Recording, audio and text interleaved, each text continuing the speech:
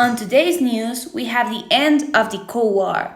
This long period of tension between the US and the Soviet Union has come to an end. Is this the beginning of a better relationship between these two superpowers? But as you may guess, we left a war, but we entered to another one. We are officially in the Gulf War. The US, along with other countries, launched a military operation to push out Iraq from Kuwait. And you might be thinking, what our writers are writing about? Well, themes like globalization, the rise of the United States as a superpower, the uncertain future, and politics are common topics. On today's news, we have the trial of O.J. Simpson. He's a famous football player that was put on trial for the murder of his ex-wife, Nicole Brown, and her friend, Ron Goldman. The trial lasted for months and was highly publicized. In the end, Simpson was found not guilty, but this case raised debates about race, celebrity, and legal system in the US. This is definitely not a simple celebrity scandal. This case inspired our authors to write about race relations and the media influence on justice. We are mourning one of the largest terrorist attacks on the United States. Today, September 11, terrorists from a group called Al-Qaeda hijacked 4 airplanes. They crashed into the Twin Towers in New York City, causing the buildings to collapse. There is approximately 3,000 victims. Please, a minute of silence for them to rest in peace. Our authors now are writing themes like terrorism, national security, and global war on terror. Also, the emotional impact after the attack. Meanwhile, we're still recovering from all these tragedies. In the other continent of this world is happening something really amazing.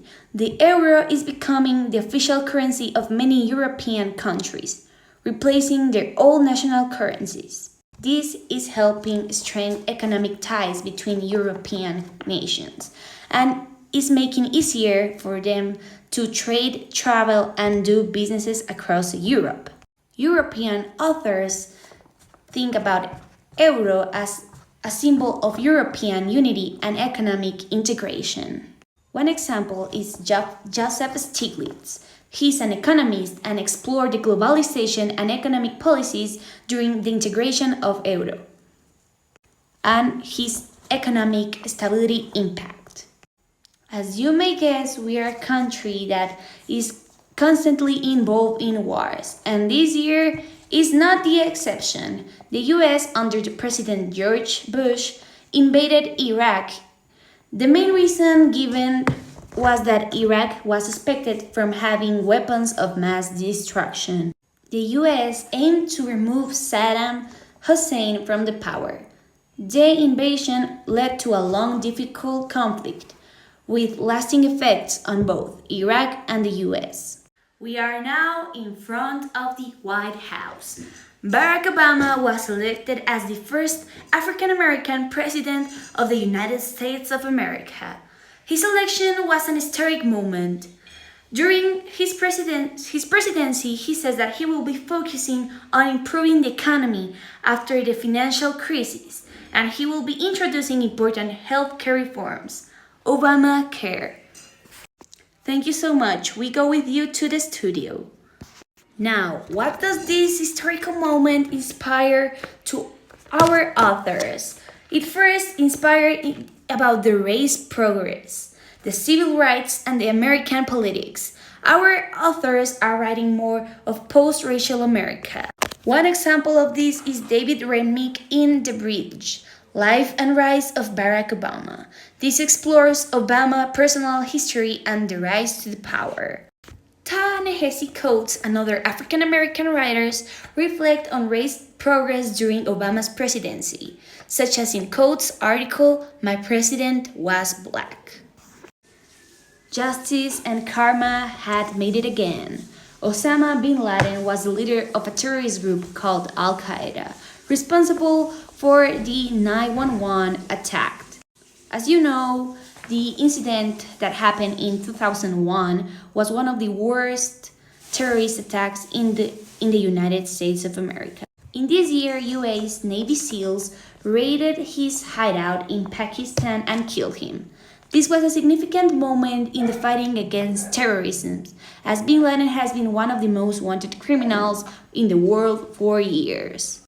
The writers focus on war on terror, the legacy of Al Qaeda, and the impact of bin Laden's death on the global security. There were discussions about the future of terrorism, the effectiveness of the US military operations, and the ongoing wars in Afghanistan and in the Middle East. One example of this is Peter Bergen in his book Manhunt. He detailed the operation that led to bin Laden's death and its significance. If you live in the United States and go out to the streets, you might have seen a lot of people. But why? This is the beginning of the Black Lives Matter movement. The Black Lives Matter movement started after the death of a young African-American man, Trayvon Martin, and the acquittal of his killer, George Zimmerman. It focuses on protesting against racial injustice and police brutality toward Black people. You might have seen all over the social media that authors are expressing the systematic racism, the police brutality, and the historical ongoing oppression to African Americans. So, authors are exposing racial inequality, justice reforms, and the legacy of the civil rights.